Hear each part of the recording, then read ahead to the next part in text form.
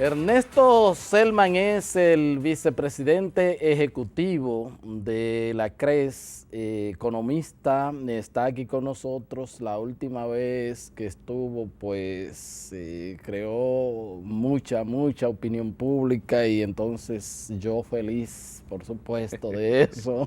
Eso, al fin y al cabo, es lo que alimenta este tipo de programa y por supuesto lo hemos invitado nuevamente para hablar cosas de verdad de la economía. Muchísimas gracias, Ernesto, gracias por aceptar la invitación. Muchas gracias a ti por la invitación, Héctor, muchísimo gusto. Cómo no, cómo no. Bueno, la gente del Fondo Monetario Internacional están aquí en el programa de postmonitoreo que existe. Y uno entiende que de acuerdo a los datos, a las cifras, a lo aportado al discurso del jefe de Estado el pasado 27, el informe sobre la economía que han dado las autoridades, tanto del área monetaria como del área fiscal, todo marcha sobre rieles. Entonces creo que el fondo, pues lo único que tendrá que hacer es certificar todas estas cosas que van bien. Me gustaría, pues, un poco conocer tu opinión en ese sentido. Sí, bueno, de nuevo, muchas gracias por la invitación. El Fondo Monetario, la misión que viene es una misión que hacen en todos los países todos los años, como parte de la revisión, según el artículo 4 de los estatutos y documentos constitutivos del Fondo Monetario Internacional.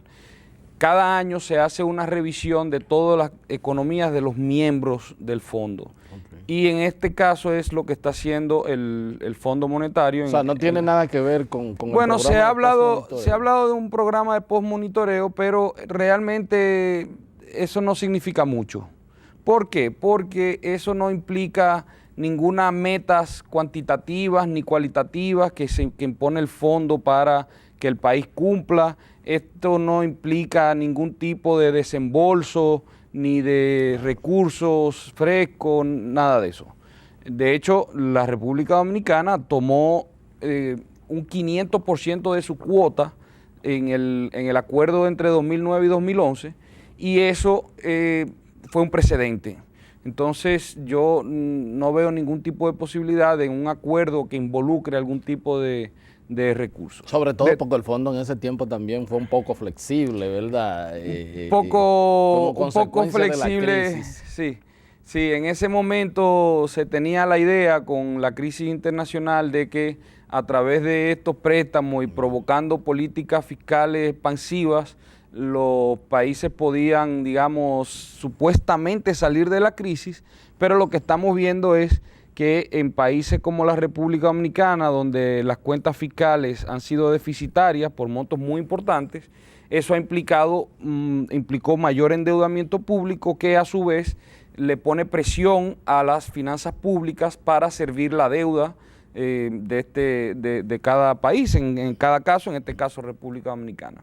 Entonces, sí, ya hemos visto en la prensa de que la misión del Fondo Monetario en base a las consultas que hace anualmente sobre el artículo 4 de revisión de la economía, ya se ha empezado a reunir con diferentes actores de la economía dominicana, oficiales, privados, y esto es parte de esa misión.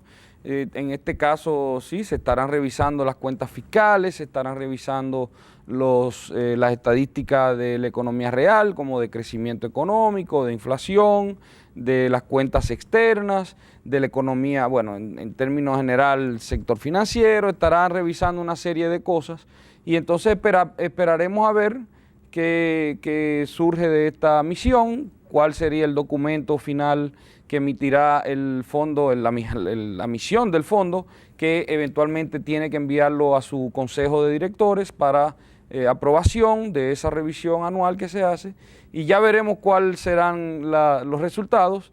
En todo caso, las estadísticas tradicionalmente han sido avaladas por el Fondo Monetario Internacional y por eso hemos visto que las estadísticas oficiales ya con ese sello gomígrafo de aprobado ya se convierte en escrito ya en piedra casi, ¿verdad? Entonces ya veremos cómo surge y cómo sale ese informe. ¿Cómo no? Pero en lo que a ustedes como CRES concierne los datos avalados, los datos que suministró el Banco Central sobre el comportamiento de la economía, los datos sobre el comportamiento, la reducción significativa del déficit fiscal, pues aportado tanto por el Ministerio de Hacienda como por el Presidente de la República en su alocución del pasado 27 de febrero. ¿Ustedes cómo CRES,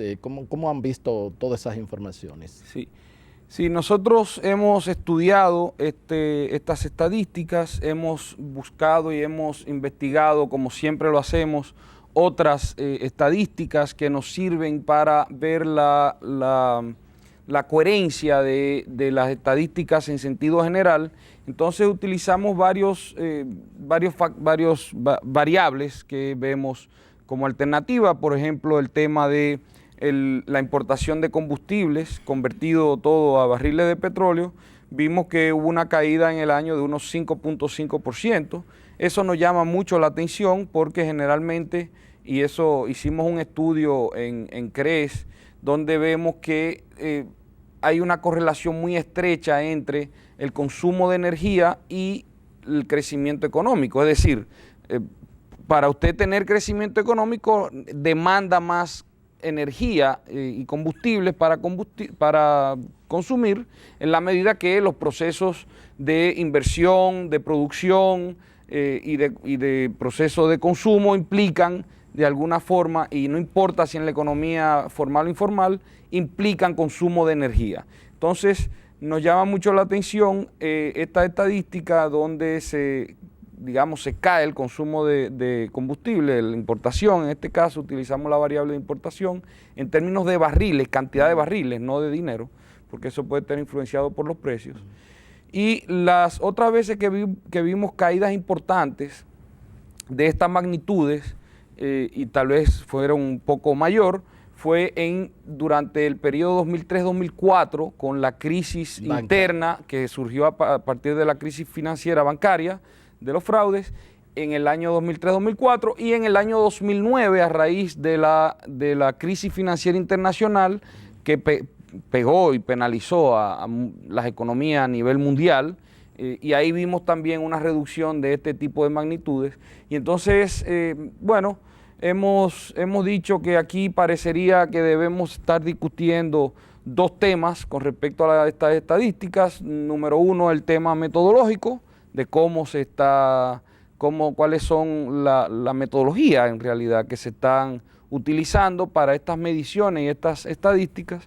Y lo otro sería en términos del ordenamiento institucional que existe en la República Dominicana para calcular estas estadísticas, en el sentido de que lo que hemos propuesto desde CRES, y en este estudio que te hablaba, propusimos que el cálculo de estas estadísticas se ubiquen fuera del ámbito de la política monetaria y de la política fiscal, de forma tal que haya un instituto independiente de hacer política monetaria y fiscal que puedan calcular estas estadísticas. Y aquí en el país desde el año 2008 ha habido un proyecto de ley para convertir a la Oficina Nacional de Estadística en un Instituto Nacional de Estadística de forma independiente de la política monetaria y fiscal.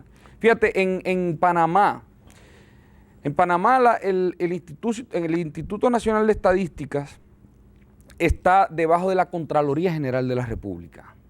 Fíjate que no es un organismo que debe estar, en principio es el órgano de control interno del Estado, sí, ¿verdad?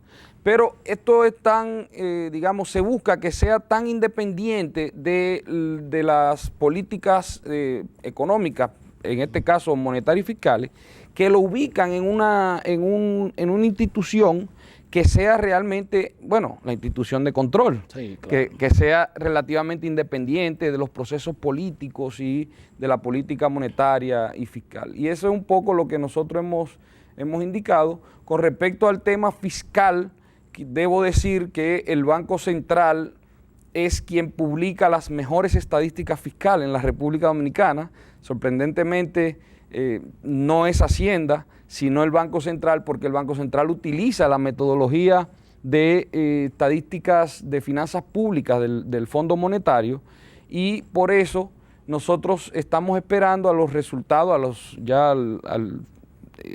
el informe final de la economía dominicana. Sí, fueron datos preliminares. Se dieron datos preliminares, estamos esperando ese informe final donde incluya las estadísticas fiscales, porque por ejemplo a septiembre, que tenemos las estadísticas de Hacienda y de Banco Central, Hacienda publicaba para septiembre un déficit de 32.000 millones de pesos y el Banco Central de 42.000 millones de pesos.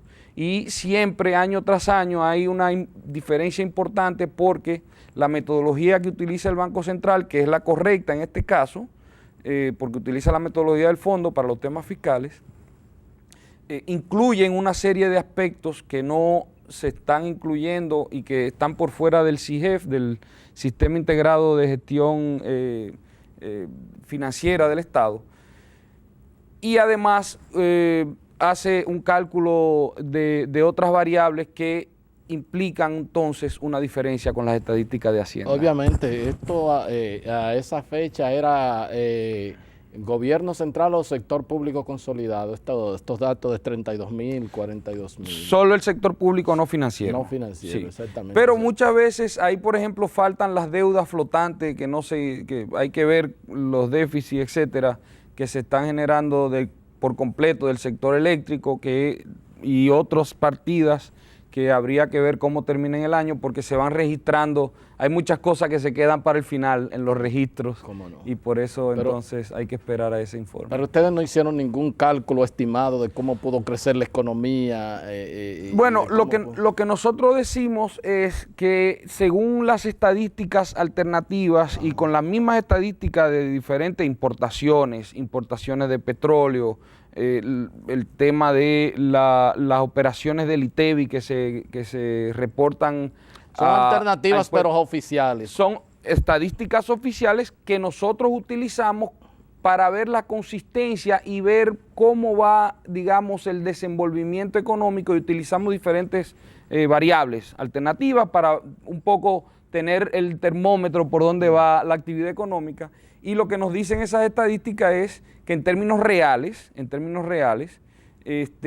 hubo un ambiente recesivo en la República Dominicana con, en el mejor de los casos, con muy bajo crecimiento, si no nulo, durante el año 2013, y esto fue principalmente consecuencia de la mal llamada reforma fiscal, que se implicó el incremento de impuestos más importante en la historia contemporánea de la República Dominicana.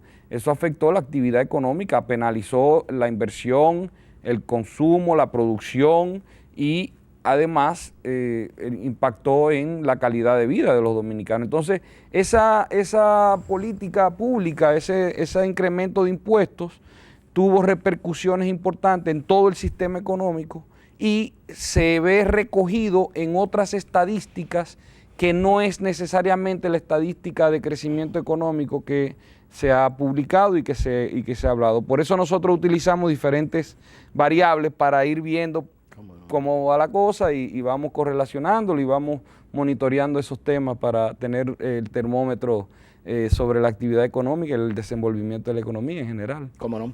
Bien, vamos a solicitar el permiso del vicepresidente de la CRES, el economista Ernesto Selman. Vamos a un corte y ya regresamos con la parte complementaria de la entrevista.